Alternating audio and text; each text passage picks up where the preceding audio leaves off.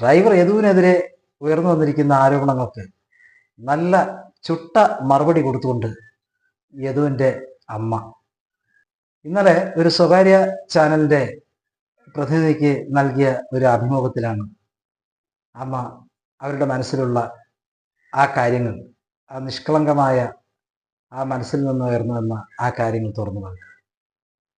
അതായത് ഈ പാർട്ടിക്കാർ അവനെ ദ്രോഹിച്ചുകൊണ്ടിരിക്കുകയാണ്. ഇല്ലാത്ത ആരോപണങ്ങളാണ് അവനെതിരെ പറഞ്ഞു വരുത്തുന്നത്. കാരണം ജയിക്കാൻ വേണ്ടി അവനെതിരെ ഇല്ലാത്ത മോശപ്പെട്ട ആരോപണങ്ങളാണ് അവർ പറയുന്നത്. അവനൊരു കുഞ്ഞുണ്ട്, ആ കുഞ്ഞിൻ്റെ തന്നെയാണ് സ്കൂൾ തുറക്കാൻ പോവുകയാണ്. അവന് പാഠപുസ്തകങ്ങൾ വാങ്ങണം, ഫീസ് അടയ്ക്കണം.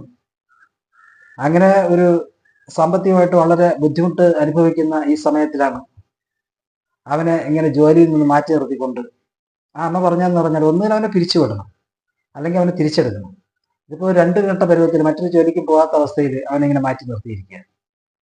സാമ്പത്തികമായിട്ട് വളരെ ബുദ്ധിമുട്ട് അനുഭവിക്കുന്ന ഒരു സമയമാണ്.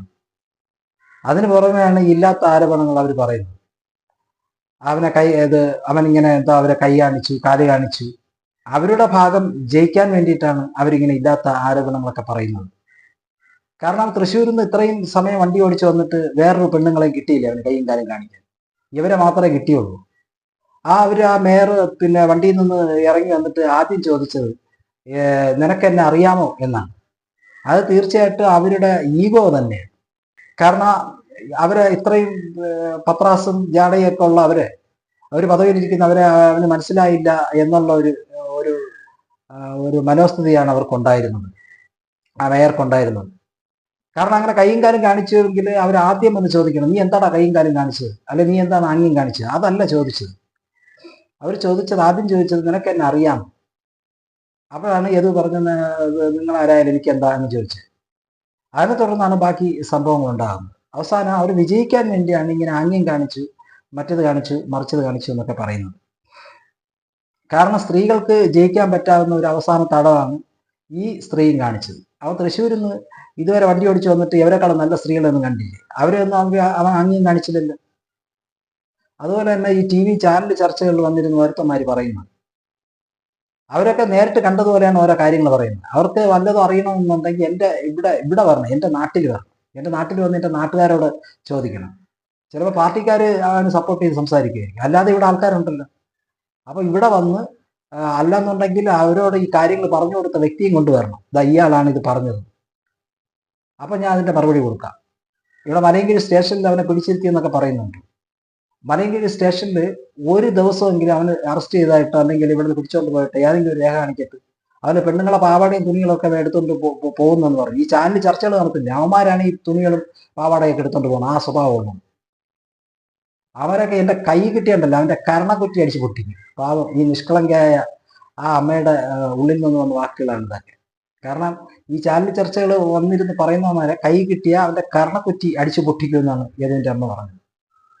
സത്യത്തിൽ അവരുടെ വാക്കുകൾ കേട്ടപ്പോൾ വളരെ നിഷ്കളങ്കമായി. കാരണം അവർ ആരും പഠിപ്പിച്ച് പറയുന്നതോ അല്ലെങ്കിൽ അവരെ കൊണ്ട് പറയിപ്പിക്കുന്നതോ അങ്ങനെയല്ല. ആ ഉള്ളിൽ നിന്ന് വരുന്ന വാക്കുകളാണ്. നിങ്ങൾക്ക് ആ ഇന്റർവ്യൂ യൂട്യൂബിലുണ്ട്, അത് നിങ്ങൾക്ക് എടുത്ത് നോക്കിയാൽ അത് കാണാൻ സാധിക്കും. അതുപോലെ തന്നെ ഇപ്പോൾ ഇവിടെ ആൾക്കാർ അവന് ഭയങ്കര ഭീഷണി വന്നുകൊണ്ടിരിക്കുകയാണ്. അതായത് അവനെ തീർത്ത് കളയും, അഥവാ അവനെ തീർത്തില്ലെങ്കിൽ അവന് വേദനിപ്പിക്കുന്ന രീതിയിലുള്ള ആരെങ്കിലും തീർത്ത് കളയും. അത് അവനിപ്പോൾ വേദനിപ്പിക്കുക അവൻ്റെ ഒരു പൊടി കൊച്ചു മാത്രമേ ഉള്ളൂ. അപ്പോൾ അതിനെ തീർക്കുമെന്നായിരിക്കും ചിലപ്പോൾ അവർ പറഞ്ഞു. അങ്ങനെ അത്രയും ദുഷ്ടതരമായിട്ടുള്ള ഒരു വാക്ക്. അതായത് ഇവൻ പേടിച്ച് പിന്മാറണം. അവർക്ക് ഇതിൽ ജയിക്കണം, അവർ നേരെ പോയാൽ അവർക്ക് ജയിക്കാൻ പറ്റില്ലെന്ന് അറിയാം. അതുകൊണ്ട് അവർക്ക് വിജയിക്കാൻ വേണ്ടിയിട്ടാണ് ഇങ്ങനെയുള്ള ഹീനമായ വൃത്തികെട്ട വർത്തമാനമൊക്കെ പറഞ്ഞു കിടക്കുന്നത്. അതായത് ഇത് കുഞ്ഞിനെ തീർത്ത് കളയും എന്നുള്ള മട്ടിൽ സംസാരിച്ചു എന്നാണ് പാവം ഈ അമ്മ പറയുന്നത്. അവര് തെറ്റുമൊത്തം കാണിച്ചിട്ട് ആ തെറ്റിൽ നിന്ന് കരകയറാൻ വേണ്ടിയിട്ട് ഇല്ലാത്ത കുറ്റങ്ങൾ എൻ്റെ മോൻ്റെ പെടലിക്ക് കൊണ്ടുവയ്ക്കുകയാണ്. ഈ മെമ്മറി കാർഡ് കാണാതായതിനെ കുറിച്ച് അമ്മയോട് ചോദിച്ചപ്പോൾ അമ്മ പറഞ്ഞെന്ന് പറഞ്ഞാൽ, ഈ മെമ്മറി കാർഡ് കാണാതായെന്ന് പറഞ്ഞാൽ ഇവര് ഇപ്പോൾ ആ MLA ബാക്കിയുള്ളവരൊക്കെ ബസ് കയറി ടിക്കറ്റ് എടുത്തു എന്നാണ് ഒരു ലോക പൊട്ടത്തരം പറയുന്നത്. MLAക്ക് ടിക്കറ്റ് എടുക്കണമെന്ന് അമ്പാനൂർ പോട്ടെന്ന് പറഞ്ഞു. ആ MLAക്ക് ടിക്കറ്റ് വേണ്ടെന്നുള്ള കാര്യം പറഞ്ഞ TV-യിൽ വന്നിരുന്ന് പറഞ്ഞ ആളിന് അറിഞ്ഞൂടെ ടിക്കറ്റ് വേണ്ട? എന്തൊരു പൊട്ടത്തരമാണ് അയാൾ വിളിച്ച് പറഞ്ഞത്. അപ്പൊ എന്തിനാണ് ഈ യാത്രക്കാരെ ഇറക്കി വിട്ടത്? അങ്ങനെ തമ്പാനൂർ പോകണമെന്നുണ്ടെങ്കിൽ ടിക്കറ്റ് എടുക്കാൻ പോയാൽ പോയി, അത് ടിക്കറ്റ് എടുക്കാതെ പോകാമല്ലോ. അപ്പൊ യാത്രക്കാരെ ഇറക്കി വിട്ടതെന്ന് പറഞ്ഞാൽ ഈ മെമ്മർ കാർഡ് എടുക്കാൻ വേണ്ടിയിട്ടാണ്. ഈ മെമ്മർ കാർഡ് എടുത്തു കഴിഞ്ഞാൽ അവർ തെളിവെല്ലാം നശിപ്പിക്കാൻ പറ്റും. അങ്ങനെ അവർ തന്നെയാണ് ഈ മെമ്മർ കാർഡ് എടുത്തത്. കാരണം അതുകൊണ്ടാണ് ആ യാത്രക്കാരെ ഇറക്കി വിട്ടത്. പിന്നെ ആ കണ്ടക്ടറും പിന്നെ MLA അവർ മാത്രമല്ലേ, അവരുടെ ആൾക്കാർ മാത്രമല്ലേ ബസ്സിലുണ്ടായിരുന്നു. ഇവനെയാണെങ്കിൽ പോലീസ് പിടിച്ചോണ്ട് വന്നാൽ ഇവൻ പിന്നെ സാധാരണ രാത്രി ഡ്യൂട്ടി കഴിഞ്ഞിട്ട് എത്ര രാത്രി ആയാലും ആ വരുന്നതാണ്. അവനെങ്ങനെ നോക്കിയിരുന്ന് കാണാതെ ഞാൻ വിളിച്ചപ്പോഴാണ് ഇങ്ങനെ സ്റ്റേഷനിൽ പോകണമെന്ന് പറഞ്ഞു. ഈ പാവപ്പെട്ട ഇത്രയും ദൂരം വണ്ടി ഓടിച്ച് വന്ന ആളിനെ ഉറങ്ങാതെ പോലും പിറ്റേ ദിവസം രാവിലെ 11 മണി വരെ ആ സ്റ്റേഷനിൽ പിടിച്ചിരുത്തി. അല്ലെങ്കിൽ ഒരു ഉദ്യോഗത്തിലുള്ള ഒരുത്തനാണ് പറഞ്ഞയച്ചിട്ട് നാളെ രാവിലെ വന്നാൽ മതി എന്ന് പറയുന്നത്. എന്നിട്ട് തെറ്റ് കാണിച്ച അവരെ പിന്നെ മാറ്റി നിർത്തിക്കൊണ്ട് അവരാരെയും അവിടെ പിടിച്ചു നിർത്തിയിട്ടില്ല. അവർ മദ്യവെച്ചിട്ടുണ്ടോ എന്ന് ആർക്കറിയാം? അവർ കല്യാണ പാർട്ടിയൊക്കെ കഴിഞ്ഞിട്ട് വരുന്നതല്ലേ. അപ്പൊ യവനെ മാത്രം മദ്യം കഴിച്ചു എന്ന് പറഞ്ഞ് ടെസ്റ്റ് ചെയ്യാൻ കൊണ്ട്. അപ്പൊ അവരും മദ്യപിച്ചിട്ടുണ്ടോ എന്ന് അവരെ ടെസ്റ്റ് ചെയ്യാത്തത്? അവരും തെറ്റൊക്കെ കാണിച്ചില്ല, വണ്ടി ഇങ്ങനെ കുറുക്കെ കൊണ്ട് കയറ്റി പിടിച്ചല്ല. അപ്പൊ ആ ഡ്രൈവർ എന്താ ടെസ്റ്റ് ചെയ്യാത്തത്? ആ മെമ്മറി കാർഡ് അവർ തന്നെ എടുത്തു എന്ന് തന്നെയാണ് എന്റെ ബലമായ സംശയം എന്നാണ് അമ്മ പറഞ്ഞത്. അവരുടെ ഭർത്താവും മറ്റൊരു ഡ്രൈവറുമായിട്ട് യാത്ര ചെയ്യുമ്പോൾ ഇവ അങ്ങനെ കൈ കാണിക്കൂ? ആണുങ്ങളുമായിട്ട് വരുന്ന ഒരു സ്ത്രീയരുടെ ഇവരെ മാത്രമേ കിട്ടിയുള്ളൂ അവന് കൈ കാണിക്കാനായിട്ട്. അത് കൂടെ ആണുങ്ങളുള്ളപ്പോൾ അങ്ങനെ കൈ കാണിക്കുമെന്ന് പിന്നെ ആരെങ്കിലും വിചാരിക്കും? അങ്ങനെ കൂടെ ആണുങ്ങളൊക്കെ ഉള്ളപ്പോൾ ഒരു സ്ത്രീകൾ ആരെങ്കിലും ഇങ്ങനെ കൈ കാണിക്കും? ഈ ചാനൽ ചർച്ചകൾ വന്നിരുന്ന് ഇവനെക്കുറിച്ച് ഓരോ അനാവശ്യം പറയുന്നത് മനസ്സിലാക്കണം. അവർക്കും അമ്മയും സഹോദരിമാരൊക്കെ ഉണ്ട്. ഈ ഇവനെക്കുറിച്ച് അനാവശ്യം പറയുന്ന ആൾക്കാരാണ് ഇങ്ങനെയുള്ള അനാവശ്യം കാണിക്കുന്നത്. സ്വന്തമായിട്ട് കാണിക്കുന്ന അനാവശ്യങ്ങളല്ലേ മറ്റുള്ളവരും കാണിച്ചു എന്ന് പറയാൻ പറ്റുള്ളൂ. അവനങ്ങനെ വൃത്തിയായിട്ട് കാണിക്കണമെന്നുണ്ടെങ്കിൽ ഇവിടെ അയൽവക്കത്ത് നല്ല സുന്ദരി പെൺകുട്ടികളുണ്ട്. അവിടെ മാനമര്യാദയ്ക്കാണ് ജീവിക്കുന്നത്. അങ്ങനെ വല്ലതും കാണിക്കണമെങ്കിൽ ഇവിടുത്തെ പെണ്ണുങ്ങളോടല്ലേ ആദ്യം കാണിക്കേണ്ടതാണ്. ഇവിടെ അവന് യാതൊരുവിധ പരാതിയില്ലല്ലോ. മേയർ ഒരു പെണ്ണാണ്. അപ്പൊ അവരെ രക്ഷിക്കാൻ വേണ്ടിയിട്ട് ഒരു പെണ്ണിന് എന്തുമാത്രം കുറ്റങ്ങൾ പറയാമോ ആ രീതിയിലൊക്കെ ഇവൻ ചെയ്തതായിട്ടാണ് അവർ പറഞ്ഞുണ്ടാക്കുന്നത്. ഈ പെണ്ണുങ്ങളാവുമ്പോൾ ഇങ്ങനെ ഒരു വാക്ക് പറയുമ്പോൾ അവർക്ക് വിജയിക്കാൻ പറ്റും. അതുകൊണ്ടാണ് ഇങ്ങനെയുള്ള കാര്യം പറയുന്നത്. ഇപ്പൊ ഈ പറയുന്നവന്മാരില്ലേ ചാനൽ ചർച്ചയിൽ വന്ന്, അവരെ കുറിച്ച് ഞാൻ ഒരു പരാതി കൊടുത്തു കഴിഞ്ഞാൽ അവന്റെയൊക്കെ അവസ്ഥ എന്തായിരിക്കും? എനിക്കും കൊടുക്കാനല്ല പരാതി. ഇങ്ങനെ വന്നിരുന്നു ഇവിടെ ഒന്ന് ഭീഷണിപ്പെടുത്തി എടുത്ത് പറഞ്ഞു എന്ന് പറഞ്ഞിട്ട് അയാൾ കണ്ട കാര്യം പറയട്ടെ. അല്ല കാണാത്തതും കേൾക്കാത്തതും കാര്യം എന്തിനാണ് ഈ ചാനൽ ചർച്ചകളിൽ വന്നിരുന്ന് പറയുന്നത്? നേരിട്ട് കണ്ടതുപോലെയല്ലേ ഓരോരുത്തന്മാർ പറയുന്നു. വിവരവും വിദ്യാഭ്യാസമുള്ള ഏതെങ്കിലും ഒരുത്തൻ ഇതുപോലെ പറയൂ?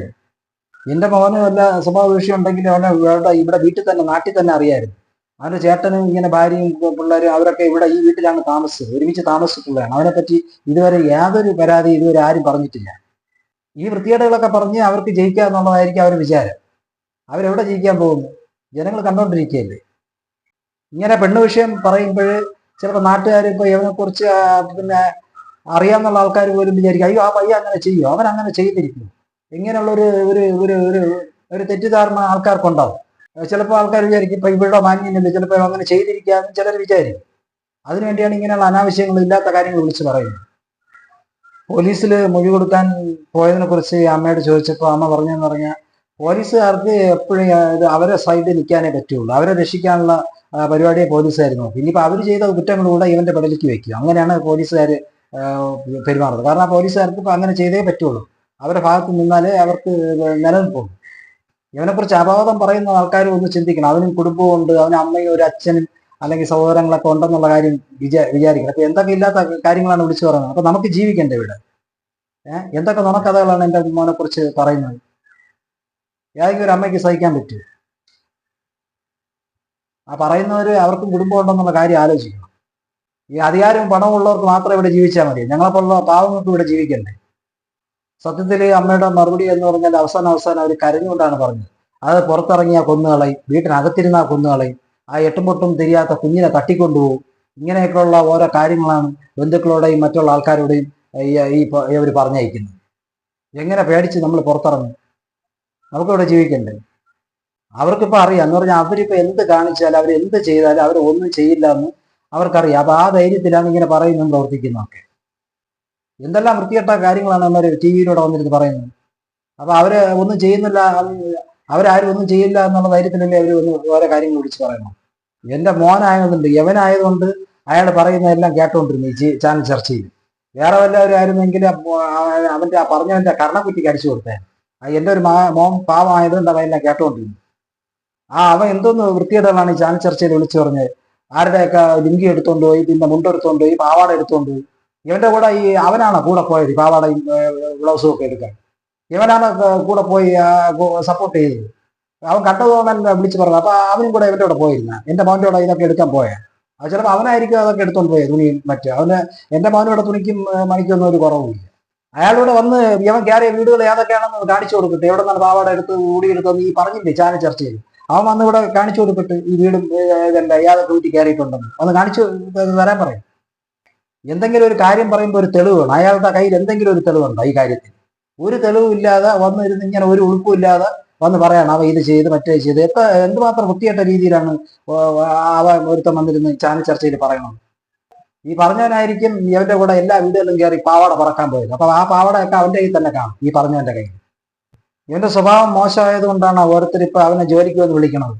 ഇപ്പൊ ദിവസം 3000 രൂപ തരാമെന്ന് പറഞ്ഞവരെ ഇവിടെ ആൾക്കാർ വന്ന് വിളിക്കുന്നുണ്ട്. ഒരുപാട് ആൾക്കാർ ഇങ്ങനെ നമുക്ക് സഹായമായിട്ട് വന്ന് ജോലി തരാം എന്ന് പറയുന്നുണ്ട്. പക്ഷെ അവനിങ്ങനെ ഇപ്പൊ ട്രാൻസ്പോർട്ട് അവനെ പിരിച്ചു വിട്ടിട്ടുമില്ല, ജോലി എടുത്തിട്ടില്ല. ആ ഒരു ഇതിൽ നിൽക്കുന്നുകൊണ്ടാണ് ആ ഒരു മറുപടി പറയാതെ അങ്ങനെ നിൽക്കുന്നത്.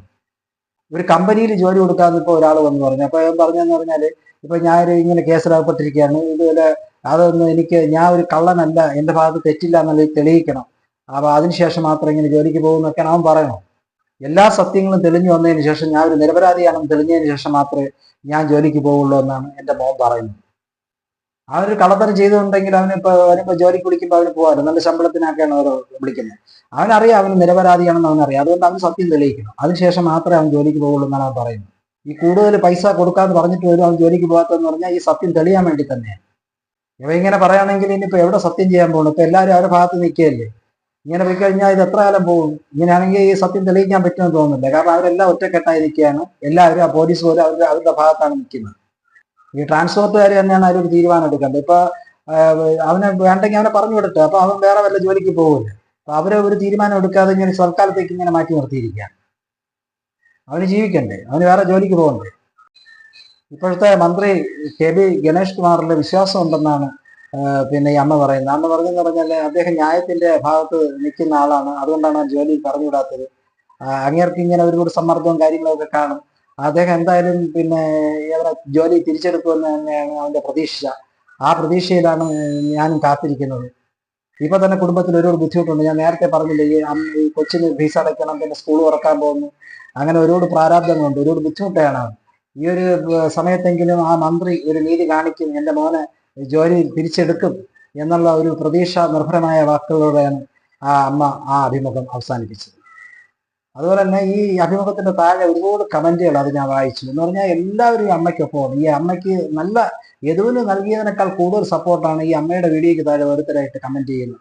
ഈ അമ്മയോടൊപ്പം കേരള ജനത നിൽക്കുന്നു, അമ്മയോടൊപ്പം ഞങ്ങളുണ്ട്, അമ്മയ്ക്ക് കട്ട സപ്പോർട്ട് എന്നുള്ള രീതിയിൽ കേരളത്തിലെ ജനങ്ങൾ എല്ലാവരും ഈ അമ്മയ്ക്ക് പിന്തുണയുമായി എത്തിയിരിക്കുകയാണ്.